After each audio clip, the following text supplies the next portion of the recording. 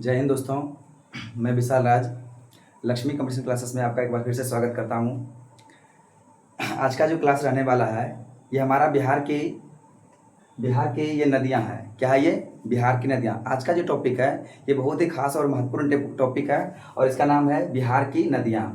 याद रखिए इस चीज़ को आप कि बिहार की नदियां से हमेशा किसी न किसी एग्जाम में एक प्रश्न जरूर बनता है और इस टॉपिक को हम लोग इतनी अच्छी तरह से समझेंगे, इतनी बारीकी से समझेंगे कि एक भी अगर प्रश्न अगर एग्जाम में आ जाए बिहार से रिलेटेड, नदियों से संबंधित, तो हम एग्जाम में छोड़ करके नहीं आएंगे। चलिए हम लोग स्टार्ट करते हैं आज का क्लास। तो सबसे पहले नंबर में हम लोग जानेंगे गंगा नदी के बारे में। किसके बारे में जानेंगे? गंगा नदी। गंगा नदी की जो उत्पत्ति होती है ये उत्तराखंड के गोमुख पहाड़ी से होती है। कहाँ से होती है? गोमुख से। उत्तराखंड के गोमुख से निकलती है और ये वहाँ से बहती हुई हमारे बिहार में जो है ये एक जिला जो देख रहे हैं आप, ये है आपका बक्सर जिला। बक्सर जिला के पास में ये आकर के हमारे गंगा नदी बिहार में क्या होती है? प्रवेश कर जाती है। ये उत्तर प्रदेश से होते हुए चलते हुए, उत्तर प्रदेश से चलते हुए कहाँ जाती है? ये हमारे बिहार के बक्सर में ये प्रवेश कर जाती है। इसके बाद ये बिहार में प्रवेश करने के बाद बिहार को ये दो भागों में बांट देती है। बिहार को दो भागों में विभाजित कर देती है, उत्तरी बिहार और दक्षिणी बिहार। यानी बिहार को अगर दो भागों में विभाजित करती है तो गंगा नदी ही करती है। गंगा नदी की जलधाराएं जो बिहार को दो भागों में डिवाइड करती है। गंगा नदी के उत्तर क्षेत्र में जो क्षेत्र है उसे उत्तरी बिहार कहते हैं और दक्षिण क्षेत्र में जो पाया जाता है क्षेत्र उसे कहते हैं दक्षिणी बिहार। तो ये जो आप ब्लैक लाइन ऐसे करके जो देख रहे हैं ये आपकी गंगा नदी दिखाई दे रहा है। ये जो गंगा नदी है इसका उद्गम स्थल कहाँ बताया हम आपको? उत्तराखंड के गोमुख पहाड़ी से। उत्तराखंड के गोमुख पहाड़ी से चलती हुई निकल करके आती है और हमारे बिहार में बक्सर में प्रवेश कर जाती है। इसके बाद जो है बिहार के बक्सर जिला में ये प्रवेश कर गया और ये प्रवेश किया बिहार के बक्सर जिला में। लेकिन ये जो है बिहार और झारखंड के पास में जो साहेबगंज जिला है, बिहार और झारखंड की सीमा पर जो साहेबगंज जिला है वह साहेबगंज होते हुए बंगाल में ये प्रवेश कर जाती है। आपको ये याद रखना है कि गंगा नदी बिहार में बक्सर जिला में प्रवेश करती है और ये बाहर कहाँ निकलती है? तो ये बिहार और झारखंड के पास जो सीमा साझा कर रही है साहेबगंज जिला, ये साहेबगंज जिला से होते हुए ये बंगाल में प्रवेश कर जाती है। अगर बात करें गंगा नदी की टोटल लंबाई, गंगा नदी की कुल लंबाई जो है ये 2525 किलोमीटर है। 2525 किलोमीटर, इस चीज को आप याद रखिएगा कि गंगा नदी की कुल लंबाई कितनी है? 2525 किलोमीटर है। अगर बात करें बिहार में तो बिहार में इसकी कुल लंबाई जो है 445 किलोमीटर है। कितनी है? 445। बिहार में स्पेशली गंगा नदी की कुल लंबाई 445 किलोमीटर है और टोटली अगर बात करें जहां से उद्गम स्थल से लेकर के इसके मुहाने तक मिलने को, वहां पे इसकी टोटल लंबाई हो जाती है 2525 किलोमीटर। अब यहाँ पे उद्गम स्थल और मुहाना थोड़ा समझ लेते हैं हम लोग। उद्गम स्थल वह क्षेत्र है जहां से गंगा नदी क्या करती है? निकलती है। यानी कोई भी नदियां जिस जगह से निकलती है बाहर उसे बोलते हैं उसका उद्गम स्थल बोलते हैं। क्या बोलते हैं उसको? उद्गम स्थल। इसके बाद वह जिस जगह पर जाकर के अपने जल क्षेत्र में प्रवेश कर जाती है या मुहाना में मिल जाती है उसे उसको संगम या मुहाना कहते हैं। जैसे कि गंगा नदी आकर के कहाँ मिल जाती है? बंगाल में, बंगाल खाड़ी में आकर मिल जाती है और उद्गम स्थल कहाँ इसका? ये गोमुख पहाड़ी में है। तो याद रखिए आपका गंगा नदी की टोटल लंबाई 2525 किलोमीटर। अगर बिहार में इसकी कुल लंबाई की बात करेंगे तो बिहार में इसकी लंबाई 445 किलोमीटर। बिहार में कितनी लंबाई होगी इसकी? 445 किलोमीटर। हम जो आपको बताते जा रहे हैं इस बात को आप कॉपी और कलम लेके बैठे हैं। हम जो भी एक्स्ट्रा बातें बताते हैं उसको आप कॉपी पे आराम से एकदम लिखते जाएं ताकि आपको बाद में पढ़ने में कोई दिक्कत समस्या ना हो। तो चलिए इसके बाद में गंगा नदी के बारे में हम लोग समझ गए कि गंगा नदी बिहार को दो भागों में बांट दी। गंगा नदी की कुल लंबाई कितनी है? 2525 किलोमीटर। बिहार में कितनी लंबाई है? 445 किलोमीटर। और गंगा नदी में इसके अलावा गंगा नदी में जो है बहुत सारी नदियां आकर के बिहार में प्रवेश कर जाती है। बिहार के पहले भी इसमें बहुत सारी नदियां प्रवेश करती है लेकिन आज हम लोग स्पेशली बिहार बारे में पढ़ रहे हैं इसलिए हम लोग जानेंगे कि गंगा नदी जब बिहार में प्रवेश करती है तो गंगा नदी में कौन कौन सी नदियां ऐसी है जो बिहार में आकर के उसमें मिल जाती है। यानी गंगा में जो भी नदियां मिलती है उसकी वो सहायक नदी कहलाती है। क्या कहलाती है? सहायक नदी। यानी एक नदियां जब दूसरी नदी में प्रवेश करती है तो वह उसकी क्या कहलाती है? सहायक कहलाती है। तो हम लोग जानेंगे कि गंगा नदी के उत्तर क्षेत्र से जो नदियां बहती है ये उत्तरी बिहार की नदियां होगी कहलाएगी और गंगा नदी के दक्षिण क्षेत्र से जो नदियां आकर के मिलती है उसे दक्षिण बिहार की नदियां कहेंगे। तो सबसे पहले हम लोग उत्तरी बिहार के बारे में जान लेंगे, उसके बाद में दक्षिणी बिहार को पढ़ेंगे। तो सबसे पहले उत्तरी बिहार में हम लोग देख रहे हैं कि हम यहाँ कुछ नदियां के बारे में बना रखे पहले से, आपको इसके बारे में हम समझा रहे हैं। देखिए ये जो नदियां देख रहे हैं ये आप नदी देख रहे हैं, ये घघरा नदी है। कौन सी नदी है? घघरा नदी है। घघरा नदी को उत्तर प्रदेश में सरयू कहते हैं। क्या कहते हैं? सरयू। घघरा नदी को उत्तर प्रदेश में सरयू नदी कहा जाता है। ये अयोध्या के बीचों बीच होकर के बहती है। अयोध्या का जो हमारा उत्तर प्रदेश में अयोध्या है, राम जन्मभूमि जहाँ अयोध्या है, अयोध्या नगरी के बीचों मतलब कि ये नदी जो है सरयू नदी अयोध्या नदी से ही प्रवेश करके निकलती है। और जैसे ये बिहार में प्रवेश करती है तो बिहार में यहाँ से प्रवेश करने के बाद ये घघरा बन जाती है। क्या बन जाती है? घघरा। अब बात करें कि कि घाघरा का उद्गम स्थल कहाँ है, तो घाघरा नदी का जो उद्गम स्थल है ये मापचो-चुंग दर्रा, कौन सी दर्रा है, मापचो-चुंग दर्रा, ये नेपाल के मापचो-चुंग दर्रा से निकलती है और बिहार में प्रवेश करते हुए ये आपका छपरा ये सॉरी सारण जिला में प्रवेश कर जाती है। कहाँ प्रवेश कर जाती है, सारण में। सारण में ये गंगा नदी में आकर के मिल जाती है, सारण में ये गंगा नदी में प्रवेश कर जाती है। याद रखिए कि घाघरा नदी का उद्गम स्थल हो गया मापचो-चुंग दर्रा, कहाँ हो गया, मापचो-चुंग दर्रा, मापचो-चुंग दर्रा बोलिए या मापचो-चुंग पहाड़ी कहिए, मापचो-चुंग पहाड़ी बोलना है, दर्रा नहीं कहना है, मापचो-चुंग पहाड़ी। घाघरा नदी का उद्गम स्थल हो गया मापचो-चुंग पहाड़ी, मापचो-चुंग पहाड़ी कहाँ है, मापचो-चुंग पहाड़ी, वहां से निकलती है ये और वहां से उत्तर प्रदेश में होते हुए ये हमारे बिहार में प्रवेश कर जाती है और सारण में कहाँ मिल जाएगी हमारी, ये गंगा नदी में प्रवेश कर जाएगी। इसकी जो टोटल लंबाई की बात करें घाघरा नदी की कुल लंबाई 1080 किलोमीटर है। कितनी है, 1080 किलोमीटर। इस चीज को आप लिखते जाइएगा, इसकी लंबाई है 1080 किलोमीटर टोटल लंबाई। टोटल लंबाई कितनी होगी, 1080 किलोमीटर। अगर बात करें इसकी बिहार में कुल लंबाई कितनी है, तो बिहार में इसकी लंबाई टोटल है 83 किलोमीटर। कितनी लंबाई है, 83 किलोमीटर। बिहार में लंबाई हो गई इसकी 83 किलोमीटर और टोटल लंबाई बात करें जहां से निकलती है और गंगा में प्रवेश करती है तो कुल लंबाई इसका हो गया 1080 किलोमीटर, 1080 किलोमीटर होगी। और बिहार में इसकी लंबाई टोटल होगी कितनी, 83 किलोमीटर। ये कौन सी नदी है, ये हमारा घाघरा नदी है, जिसको यूपी में क्या बोलते हैं, सरयू नदी बोलते हैं। उत्तर प्रदेश में घाघरा नदी को सरयू नदी के नाम से जानते हैं। तो घाघरा नदी के बारे में लोग समझ गए। इसके बाद जो आप देख रहे हैं, ये नदी देख रहे हैं आप, यह आपका है गंडक नदी। कौन सी नदी है, गंडक नदी। तो गंडक नदी की जो है ये जो इसका गंडक नदी, एक बात को जान लीजिए, गंडक नदी यह वैसी नदी है जो यूपी और बिहार के साथ में सर्वाधिक लंबी सीमा साझा करती है। सर्वाधिक लंबी सीमा साझा का मतलब क्या हो गया, ये जब ये गंगा नदी में जब ये गंडक नदी हमारे बिहार में प्रवेश करती है तो यहाँ पे ऐसे ये सीमा साझा करते हुए ऐसे करते हुए बिहार के बाउंड्री लाइन पे चलते चलते चलते जो है ना हमारी गंगा नदी आके मिलती है ये। तो ये बात कर रहे हैं हम लोग गंडक नदी के बारे में। तो गंडक नदी का जो उद्गम स्थल है ये अन्नपूर्णा पहाड़ी। कौन सी पहाड़ी है, अन्नपूर्णा पहाड़ी। नेपाल की अन्नपूर्णा पहाड़ी से गंडक नदी निकलती है और यह नदी जो है आकर के पटना में हमारा आकर के गंगा में मिल जाती है। कहाँ मिल जाती है, पटना में। गंडक नदी का उद्गम स्थल अन्नपूर्णा पहाड़ी और ये आकर के कहाँ मिल जाएगी, तो ये आकर के मिल जाती है हमारी पटना में। कहाँ मिल जाती है, पटना में। बात रह गया कि बिहार में कहाँ प्रवेश करती है, तो बिहार में ये भैंसालोटन में। कहाँ पे, भैंसालोटन। पश्चिमी चंपारण में एक जगह है भैंसालोटन। ये गंगा नदी जो है ये भैंसालोटन में प्रवेश करती है। इस जगह पे भैंसालोटन है आपका, यहीं पे भैंसालोटन में प्रवेश करती है और वहां से सीमा साझा करते करते यहाँ करके पटना में आकर के ये मिल जाती है। तो गंडक नदी का उद्गम स्थल अन्नपूर्णा पहाड़ी। अन्नपूर्णा पहाड़ी से निकल करके चलती हुई बिहार में जब प्रवेश करती है तो बिहार में जिस जगह पे इन करती है उस जगह का नाम है भैंसालोटन। कौन सा जगह नाम है, भैंसालोटन। आपको इस चीज को याद रखिए, यह पॉइंट को एग्जाम में पूछा गया है कि बिहार में गंडक नदी कहाँ प्रवेश करती है, तो भैंसालोटन में प्रवेश करती है। और उसके बाद में कहाँ मिलती है, गंगा में। गंगा में आकर के पटना में ये मिल जाती है। बात करें कि गंडक नदी की टोटल लंबाई जो है, गंडक नदी की कुल लंबाई 630 किलोमीटर। कितनी लंबाई है, 630 किलोमीटर। गंडक नदी की कुल लंबाई 630 किलोमीटर है। अब बात करेंगे अगर बिहार में इसकी लंबाई कितनी है, तो बिहार में इसकी लंबाई है 260 किलोमीटर। कितनी लंबाई है, 260 किलोमीटर। 260 किलोमीटर। गंडक नदी की बिहार में कुल लंबाई 260 किलोमीटर और इसका टोटल लंबाई का बात करें गंडक नदी का, तो टोटल लंबाई इसकी हो गई 630 किलोमीटर। कितनी लंबाई हो गई, 630 किलोमीटर। ये आपका गंडक नदी है। गंडक नदी का उद्गम स्थल कहाँ बताएं, अन्नपूर्णा पहाड़ी। बिहार में कहाँ प्रवेश करती है, भैंसालोटन में। इसका पटना में, गंगा में कहाँ प्रवेश करती है, ये पटना में। कहाँ प्रवेश करेगी, पटना में। इसके अलावा गंडक को नेपाल में नारायणी कहते हैं। क्या कहते हैं, नारायणी। गंडक नदी को नेपाल में नारायणी के नाम से जाना जाता है। किस नाम से जाना जाता है, नारायणी को। नारायणी नदी के नाम से इसको जानते हैं। इसके बाद में एक पॉइंट सबसे इंपॉर्टेंट ये भी याद रखिए कि बिहार का जो सोनपुर मेला आप जानते हैं, जो कि हरिहर क्षेत्र में लगाया जाता है। कहाँ लगता है मेला, ये हरिहर क्षेत्र का। हरिहर क्षेत्र का विश्व प्रसिद्ध मेला, ये विश्व प्रसिद्ध पशु मेला इसको कहते हैं। सोनपुर का विश्व प्रसिद्ध पशु मेला जो है वो हरिहर क्षेत्र जो है वो गंडक नदी के तट पर ही लगाया जाता है। तो गंडक नदी के किनारे जो हरिहर क्षेत्र में सोनपुर मेला जो विश्व प्रसिद्ध है पशु मेला के रूप में, ये हमारा गंडक नदी किनारे ही लगाया जाता है। ये सोनपुर में लगता है, इसको आप याद कर लीजिएगा। इसके बाद में आप जो अगला नदी देख रहे हैं, ये बूढ़ी गंडक। कौन सी नदी है, बूढ़ी गंडक। ये आपका नदी जो ये जो देख रहे हैं इसे करके ये चलते आ रही है, ये हमारा नदी है बूढ़ी गंडक। कौन सी नदी है, ये बूढ़ी गंडक। बूढ़ी गंडक की अगर बात करें तो इसका जो उद्गम स्थल है ये है सोमेश्वर पहाड़ी। कौन सी पहाड़ी है, सोमेश्वर पहाड़ी। सोमेश्वर पहाड़ी आपका पश्चिमी चंपारण में। पश्चिमी चंपारण में यहाँ पे ऐसे करके पहाड़ी है, इस पहाड़ी का नाम है सोमेश्वर पहाड़ी। कौन सी पहाड़ी है, सोमेश्वर पहाड़ी। और सोमेश्वर पहाड़ी से ये निकल करके ये हमारे आकर के कहाँ मिल जाती है, ये आपका खगड़िया में। कहाँ मिल जाती है, खगड़िया में। बूढ़ी गंडक सोमेश्वर पहाड़ी से निकलती है। पश्चिमी चंपारण में एक पहाड़ी है सोमेश्वर पहाड़ी।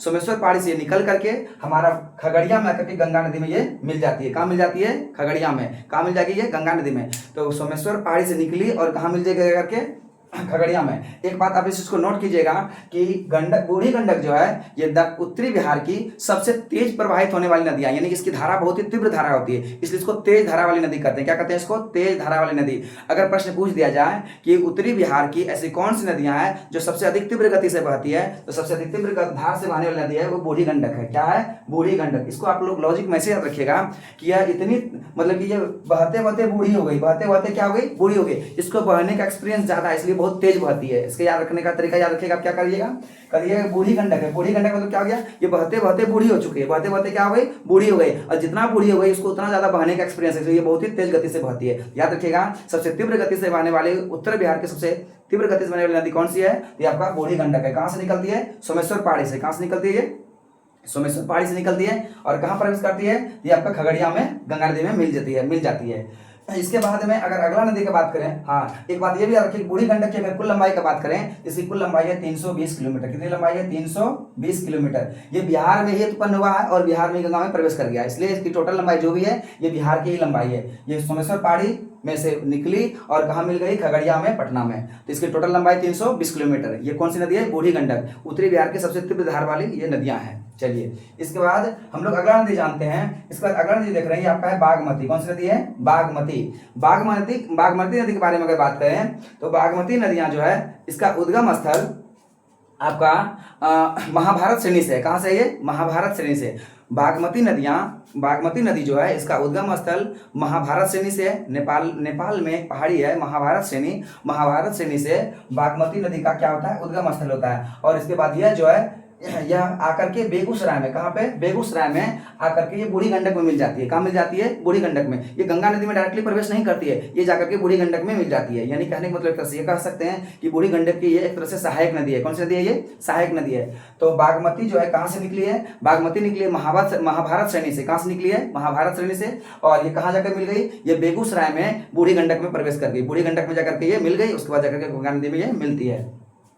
बागमती की कुल लंबाई की बात करें, इसकी टोटल लंबाई अगर बात करें तो 589 किलोमीटर। कितना लंबाई हो गया है इसका? 589 किलोमीटर। बागमती नदी की कुल लंबाई 589 किलोमीटर। अगर बात करें बिहार में इसकी लंबाई कितनी है, तो बिहार में इसकी लंबाई है 394 किलोमीटर। कितना लंबाई है? 394।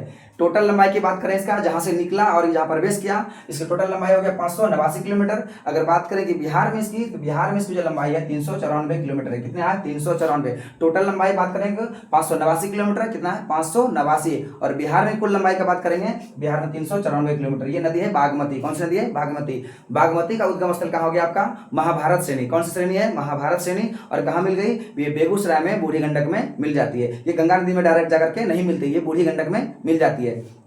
इसके अलावा बूढ़ी गंडक की कुछ जलधाराएं जो है आपकी अगली नदी में मिल जाएगी। और अगली नदी कौन सी है? ये कमला नदी। कौन सी नदी है? कमला नदी। कमला नदी की बात करें कि कमला नदी जो है यह भी महाभारत श्रेणी से निकलती है। कहां से निकलती है? ये भी नेपाल के महाभारत श्रेणी से निकलती है और आकर के ये डायरेक्टली गंगा में ना मिल करके ये आगे चल करके कई धाराओं में बढ़ जाती है। ये जो कमला नदी देख रहे हैं, कमला नदी महाभारत श्रेणी से निकलती है और आगे चल करके ये इसकी जल जो है कई धाराओं में बढ़ जाती है। कुछ जलधाराएं जो इधर उधर हो जाती है और एक जलधाराएं कहां मिलती है आकर के? ये देख रहे हैं आप, ये जो बूढ़ी बागमती नदी है, बागमती में आकर के कुछ जलधाराएं इसकी क्या हो गई? मिल गई है। और बाकी कुछ जलधाराएं जो इसके इधर उधर हो जाती है और बाकी मेन जलधारा जो इसका है वो आकर के कोसी नदी में मिल जाती है। कौन सी नदी मिल जाती है? कोसी में। याद रखिए आप कि कमला नदी का जल क्षेत्र जो है डायरेक्ट गंगा नदी में प्रवेश नहीं किया। कमला किस में मिल गया? जाकर के कोसी में। मुख्य रूप से ये कोसी में मिलता है, लेकिन कुछ जलधाराएं इसका जो है कहां मिल जाती है? तो बागमती में। कमला नदी का जल जो है आगे चल करके कई जलधाराओं में बढ़ जाता है। इसका मेन जलधारा मिल जाती है जाके कोसी में। कहां मिल जाती है? कोसी में। और कुछ जलधारा का भाग जो आकर के बागमती में मिल जाती है। तो कमला नदी का बात कर लें अब। कमला नदी की जो टोटल कमला नदी जो बिहार में जो प्रवेश करती है, ये जयनगर में। कहाँ प्रवेश करती है? जयनगर में। मधुबनी जिला में एक जगह है जयनगर। मधुबनी जिला में कुछ जगह है? जयनगर है। और उसी जयनगर में क्या होती है? ये कमला प्रवेश करती है। क्या करती है? कमला प्रवेश करती है। कमला का उद्गम स्थल कहाँ हुआ? महाभारत श्रेणी। कहाँ हुआ? महाभारत श्रेणी। कमला का उद्गम स्थल महाभारत श्रेणी। वहां से निकल करके ये मधुबनी जिला में प्रवेश करती है और मधुबनी जिला में जो एक जगह है वो है जयनगर। ये जयनगर में ही आकर के प्रवेश करती है और वहां से बहते हुए कहाँ मिल गई? जाकर के कोसी में। और एक जलधारा बह जाती है इसकी बागमती में। कमला नदी की कुल लंबाई की बात करेंगे तो कुल लंबाई इसका हो गया 328 किलोमीटर। कितना है लंबाई इसका? 328 किलोमीटर। टोटल लंबाई 328। और अगर बात करें बिहार में इसकी लंबाई कितनी है, तो बिहार में इसकी लंबाई 120 किलोमीटर। कितनी लंबाई है? 120 किलोमीटर। कमला की कुल लंबाई आपका हो गया 328 किलोमीटर, 328 किलोमीटर। और अगर बिहार में लंबाई की बात करेंगे इसका, तो बिहार में 120 किलोमीटर है। कमला नदी कोसी में जाकर के मिल गई, इसलिए इसको यह जो है कोसी की सहायक नदी कहलाती है। क्या कहलाती है ये? कोसी की सहायक नदी। कमला नदी कोसी की सहायक नदी है। इसके बाद हम लोग देख रहे हैं अगला नदी है ये कोसी नदी। कौन सी नदी है? कोसी नदी। कोसी नदी के बारे में आप लोग तो जानते ही होंगे, क्योंकि इसे बिहार का श्रापित नदी कहा जाता है। क्या कहा जाता है इसको कहते हैं बिहार का श्रापित नदी कहा जाए। और इसको जो है ना बिहार में श्रापित नदी इसलिए कहते हैं क्योंकि यह कोसी नदी जो है अत्यधिक जो है तबाही मचाती है। क्या आती है? अत्यधिक तबाही मचाती है। ये जो है ना सबसे अधिक मार्ग बदलती है। कहने का मतलब है ये 7 नदियों से मिलकर बना है। कोसी नदी 7 नदियों के यानी 7 नदी नहीं 7 जलधाराओं से कोसी नदी का जो निर्माण होता है ये 7 जलधाराओं से। सबसे पहले इस चीज को जान लीजिए आप, कोसी का जो उद्गम स्थल है, ये कोसी का उद्गम स्थल गोसाईनाथ पहाड़ी। कौन सी पहाड़ी है? गोसाईनाथ। ये नेपाल और तिब्बत के सीमा पे स्थित पहाड़ी है गोसाईनाथ पहाड़ी, और गोसाईनाथ पहाड़ी से यह नदी निकलती है। तो कोसी नदी का उद्गम स्थल अगर माने उद्गम स्थल कहेंगे गोसाईनाथ पहाड़ी। कौन सा हो गया? गोसाईनाथ पहाड़ी। याद रखिएगा कि कोसी नदी गोसैले निकलता है। कैसे निकलता है? गोसैले निकलेगा। और जैसे गोसैले निकल के आएगा यह पूरी तरह से जो है ना इसका ये भीमनगर में कहाँ प्रवेश करेगी? भीमनगर में। कोसी नदी जो है ये सुपौल जिला में ये प्रवेश करती है। यहाँ पे जो जगह ये जगह का नाम है भीमनगर है। कौन सा नगर है? भीमनगर। इस चीज को आप कॉपी में लिख लीजिएगा कि कोसी नदी जो है गोसाईनाथ से निकली, वहां से निकल करके जैसे बिहार में प्रवेश करने लगी, तो वो कौन सा जिला है? सुपौल जिला। कौन सा जिला है? सुपौल जिला। सुपौल जिला में एक जगह है भीमनगर, और भीमनगर इसी जगह पे क्या करती है? प्रवेश करती है। और वहां से प्रवेश करने के बाद जो है बिहार में अत्यधिक मार्ग बदलती है। ये इतना इधर उधर काट छाट करती है, बहुत अत्यधिक काट छाट करती है। काट छाट का मतलब क्या? ये अपना मार्ग ढूंढते रहती है। और मार्ग बदलने के कारण जो है ये इसको कहा जाता है सबसे अधिक मार्ग बदलने वाली नदी कौन सी है? ये कोसी नदी है। ये क्वेश्चन डायरेक्ट एग्जाम में पूछा गया है कि सबसे अधिक मार्ग बदलने वाली नदी कौन सी है? ये है कोसी नदी। ये पूरा भारत की बात कर लें कि पूरा भारत में सबसे अधिक मार्ग बदलने वाली नदी कौन सी है? तो कोसी नदी है, जो कि हमारे बिहार में है। और कोसी नदी जो है ना ये 7 जलधाराओं से मिलकर के बनती है। 7 जलधाराएं इसमें आकर के मिल जाती है, इसलिए इसका जल क्षेत्र का प्रवाह जो है बहुत अत्यधिक ज्यादा हो जाता है, यानी बहुत बढ़ जाता है। इसमें सोचिए 7 जलधाराएं आकर के मिल जाएंगी जिस नदी में भी, वो नदी का जल क्षेत्र बढ़ ही जाएगा। जैसे गंगा नदी बढ़ जाती है, उसी प्रकार से उत्तरी बिहार में जो है ये पूरी तरह से तबाही मचाती है। कौन सी नदी? कोसी नदी। कोसी नदी अत्यधिक मार्ग बदलती है, ये अत्यधिक काट छाट करती है, इससे अत्यधिक जान माल की क्षति होती है। इसीलिए इसको बिहार का शोक कहते हैं। क्या कहते हैं इसको? बिहार का शोक नदी कहते हैं, या फिर बिहार का इसको श्रापित नदी कहते हैं। यह कोसी नदी है, इसका उद्गम स्थल हो गया आपका गोसाईनाथ पहाड़ी, और ये जो गंगा में मिलती है ये आपका मिल जाता है कुर्सेला में। कुर्सेला कहाँ है? कटिहार में। कटिहार में एक जगह है कुर्सेला, कुर्सेला में आकर के ये जो गंगा नदी में प्रवेश कर जाती है। कोसी नदी का उद्गम स्थल कहाँ हो गया आपका? गोसाईनाथ पहाड़ी। और ये कहाँ करके मिल गई? ये गंगा में कटिहार जिला में कौन सी जगह पे? कुर्सेला नामक जगह पर। कुर्सेला नामक जगह पर जाकर के मिल गई। इसकी सहायक नदी कौन सी नदी होगी? कमला। इसके अलावा इनमें और भी बहुत सारी सहायक नदियां हैं। हम लोग यहाँ पे वैसी नदियों को कवर कर रहे हैं जो सिर्फ इंपॉर्टेंट है, जिससे एग्जाम में प्रश्न मिलता है। इसके अलावा बहुत सारी छोटी छोटी नदियां हैं, लेकिन जिसको हम लोग इसमें कवर करने वाले नहीं है, क्योंकि वो हम लोग के लिए इंपॉर्टेंट नहीं है। तो कोसी नदी की अगर बात कर लें, कोसी नदी की लंबाई की बात करें, इसकी कुल लंबाई जो है ना 730 किलोमीटर है। कितनी लंबाई है? 730 किलोमीटर है। कोसी नदी की कुल लंबाई 730 किलोमीटर है। और बात कर लें अगर बिहार में इसकी लंबाई कितनी है, तो बिहार में इसकी लंबाई जो है ना 260 किलोमीटर है। कितनी लंबाई है? 260 किलोमीटर। कोसी नदी की कुल लंबाई आप देख रहे हैं कि 730 किलोमीटर है। कितना है? 730। गोसाईनाथ पहाड़ से लेकर के गंगा नदी में मिलने तक इसकी कुल लंबाई जो हो गया आपका 730 किलोमीटर। और बात करें कि भीमनगर यानी कि जो आपका सुपौल में है, भीमनगर से यानी बिहार से लेकर के आपका यहाँ गंगा नदी को मिलने तक इसकी लंबाई जो आप देख रहे हैं ये 260 किलोमीटर है। ये आपका नदी था कोसी नदी, जो कि सबसे अधिक क्या है? मार्ग बदलने नदी है, बिहार का शोक नदी है, इसको श्रापित नदी के नाम से जाना जाता है। इसके बाद कोसी नदी के बाद जो आप देख रहे हैं एक नदी है, ये आपका है महानंदा। क्या नाम है? महानंदा। महानंदा का बात अगर करें तो महानंदा का जो उद्गम स्थल है ये दार्जिलिंग पहाड़ी से। कौन सी पहाड़ी है? दार्जिलिंग पहाड़ी। महानंदा का उद्गम स्थल दार्जिलिंग पहाड़ी है, और ये आकर के हमारे कहाँ मिल जाती है? तो कटिहार में एक जगह है मनिहारी। कहाँ है? मनिहारी। कटिहार में मनिहारी के पास में आकर के ये गंगा में प्रवेश कर जाती है। तो ये जो नदियां देख रहे हैं ये नदी है महानदी, और ये सारा नदियां जो देख रहे हैं या उत्तरी बिहार की नदियां हैं। पहला कौन सा नदी हम बताएं आपको? ये हो गया पहला आपका घाघरा नदी। कौन सा नदी हो गया? घाघरा। दूसरा कौन सा हो गया? दूसरा हो गया गंडक। दूसरा कौन हो गया? गंडक। पहला घाघरा नदी, दूसरा गंडक नदी, तीसरा बूढ़ी गंडक, चौथा बागमती, पांचवा कमला, छठा कोसी, सातवां महानंदा। यानी 7 नदियां मुख्य तौर पर, नदियां बहुत सारे हैं लेकिन ये 7 नदियां जो है ये बहुत ही इंपॉर्टेंट नदी है जिससे एग्जाम में प्रश्न ज्यादातर बनता है।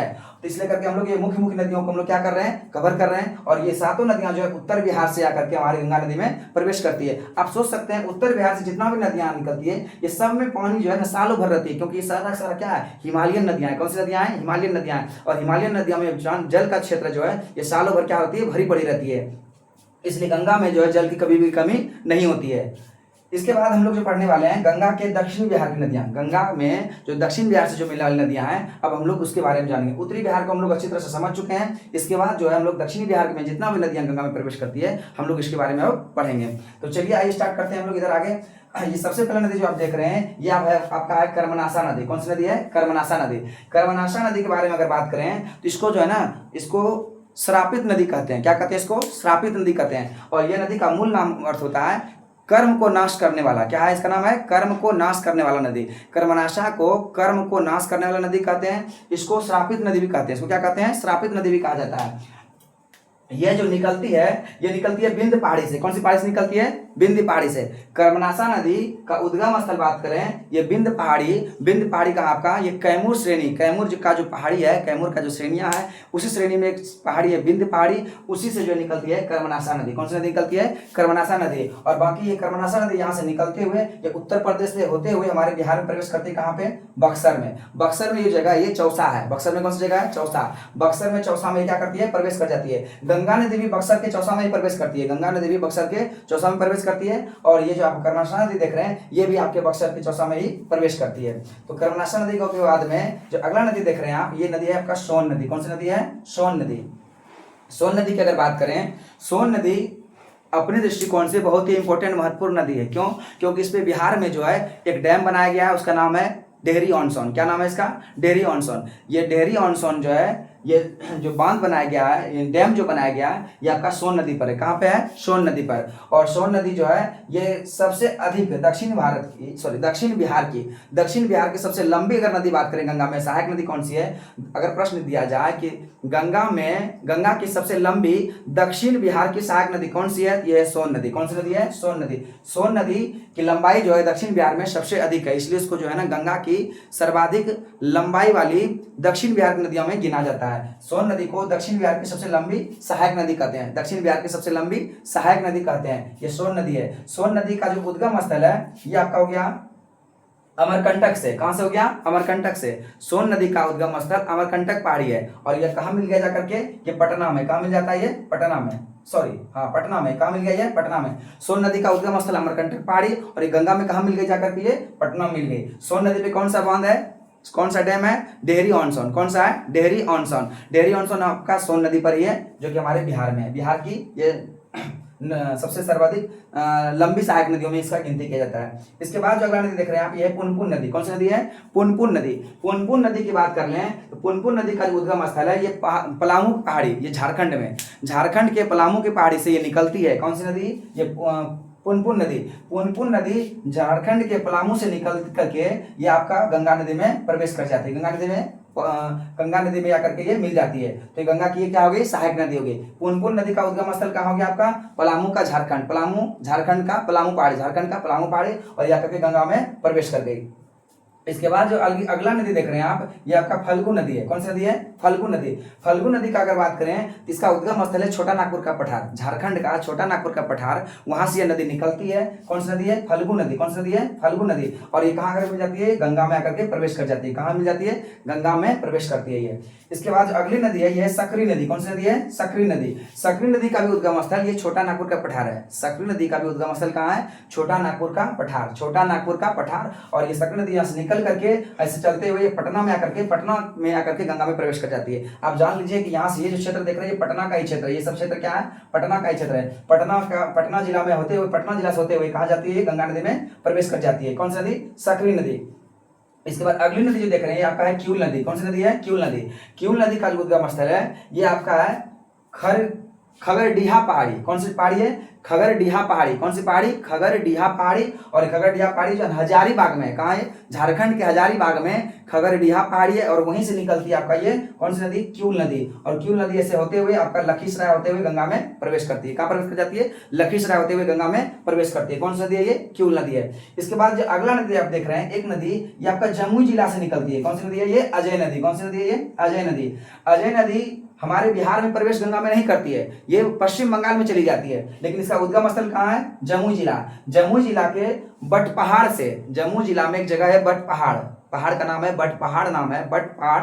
बटपहाड़ जो है ये जमुई जिला में है। और जमुई जिला के बटपहाड़ से निकल करके ये अजय नदी ये झारखंड होते हुए पश्चिम बंगाल में आकर के गंगा में प्रवेश करती है। गंगा में प्रवेश करती है। ये भी गंगा की सहायक है, लेकिन ये हमारा बिहार में प्रवेश नहीं करती गंगा में, ये जाके पश्चिम बंगाल में गंगा नदी में मिल जाती है। तो ये जो नदियां देख रहे हैं ये आपका दक्षिण बिहार की नदियां हो गई, और ये नदियां देख रहे हैं आपका उत्तरी बिहार की नदियां हो गई। आप जिस तरह से नदियां हम लिखे हुए यहाँ पे, यही इसका क्रम भी है, और आप इस चीज को, इस क्रम को याद रखें। कभी कभी एग्जाम में इसका क्रम ही पूछ देता है, इसलिए आप इसलिए सबसे पहले इधर से प्रवेश करती है गंगा, घाघरा नदी, उसके बाद गंडक, उसके बाद में बूढ़ी गंडक। पहले कौन सी नदी है? घाघरा। उसके बाद में क्या है? गंडक। उसके बाद में क्या है? बूढ़ी गंडक। पहले क्या बताएं? घाघरा, गंडक, बूढ़ी गंडक। देखिए घाघरा, गंडक, बूढ़ी गंडक। इसके बाद में बागमती, कमला, बागमती, कमला, बागमती, कमला। पहले क्या बताएं? घाघरा, गंडक, बूढ़ी गंडक, घाघरा, गंडक, बूढ़ी गंडक, बागमती, कमला, बागमती, कमला। उसके बाद में कोसी, कोसी बाद में महानंदा। इस तरह से आप नदियों का सीक्वेंस याद रखें, एकदम आराम से, कभी भी क्वेश्चन गलत नहीं होगा आपका। घाघरा हो गया, गंडक हो गया, बूढ़ी गंडक, बागमती, कमला, कोसी और महानंदा। इस बाद में नीचे का अगर बात करें, दक्षिण बिहार की बात करें, जिसका की आप कर्मनाशा से, कर्मनाशा, सोन, कर्मनाशा, सोन, पुनपुन, कर्मनाशा, सोन, पुनपुन, कर्मनाशा, सोन, पुनपुन। इस बाद में फल्गु, सकरी, क्यूल, फल्गु, सकरी, क्यूल। पहले क्या बताएं आपको हम? बताएं कर्मनाशा, सोन, पुनपुन। कर्मनाशा, सोन, पहले क्या है? कर्मनाशा है, इसके बाद में सोन है, सोन के बाद में पुनपुन है, पुनपुन फल्गु है, फल्गु बाद में सकरी है, सकरी बाद में क्यूल है, और क्यूल के बाद में अंत में क्या आपका है? अजय नदी है। कौन सी नदी है? अजय नदी। आप जो नदियां इतना देख रहे हैं, इन नदियों के अलावा भी बहुत सारी सहायक नदियां हैं जो कि गंगा में आकर प्रवेश करती है। बहुत सारी नदियां ऐसी है जो कि इन नदियों में आकर के मिल जाती है और उसके सहारे गंगा में प्रवेश करती है, तो वो नदियां उतना ज्यादा इंपॉर्टेंट नहीं है। जितना भी नदियां अभी हम यहाँ पढ़े हैं ये सारा का सारा इंपॉर्टेंट है, और इससे एग्जाम में प्रश्न देखने के लिए मिलता है। ये आपका बिहार में गंगा की सहायक नदियां थी। ये आज का टॉपिक का ये मुख्य रूप से गंगा नदी था, और गंगा में हमारा था ये गंगा की सहायक नदियां, गंगा की सहायक नदियां। तो आज का ये क्लास आपको कैसा लगा? अपना राय जरूर दें कमेंट में, और अगर आपको वीडियो अच्छा लग रहा है तो लाइक करके इसको शेयर करना ना भूलें। और अगर हमारे चैनल पर अगर पहली बार आप आए हैं तो इसे चैनल को सब्सक्राइब करें, अपने दोस्तों को भी शेयर करें। तो आज का क्लास यहीं तक। जय हिंद, जय भारत, जय बिहार।